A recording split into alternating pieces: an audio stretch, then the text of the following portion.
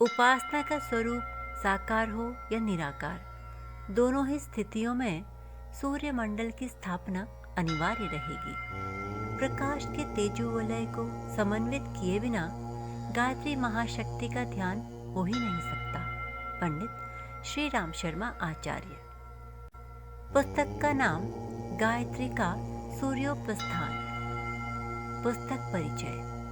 वेद गायत्री मंत्र का ही विस्तार है, अतः गायत्री वेद माता है। इस महामंत्र का छंद गायत्री, दृष्टा ऋषि विश्वामित्र और देव सविता सूर्य को ही कहते हैं। सविता और सावित्री अर्थात सूर्य और गायत्री का एक युग्म है। सगुण साधना के लिए गायत्री की मात्र शक्ति का दिव्य रूप कलेवर में प्रतिष्ठित किया गया है, जिससे साधक को पवित्रता, सहृदयता, सद्भावना, सेवा, संवेदना जैसे नारी सुलभ गुणों के सहज अनुदान के साथ नारी के प्रति श्रद्धा भाव और सद्बुद्धि, रितंबरा, प्रज्ञा, विवेकशीलता और दूरदर्शिता भी प्राप्त होती। इस मंत्र के जप के समय निराकार साधक सूर्य के तेज का और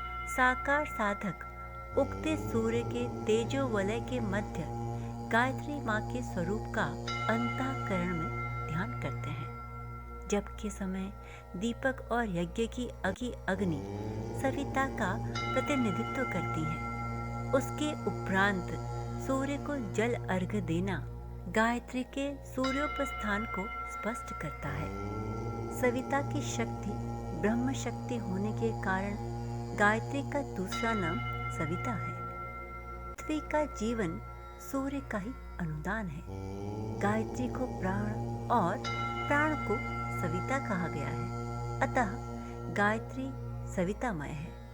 भौतिक प्रयोजनों में प्रयुक्त सविता की ब्रह्म शक्ति को सावित्री और आध्यात्मिक प्रयोजनों में प्रयुक्ति को गायत्री कहा गया है। आपके समक्ष प्रस्तुत है एक लघु पुस्तक जो गायत्री और सविता के अविच्छिन्न अनन्य संबंध को वैदिक और वैज्ञानिक प्रमाणों द्वारा सिद्ध करती है।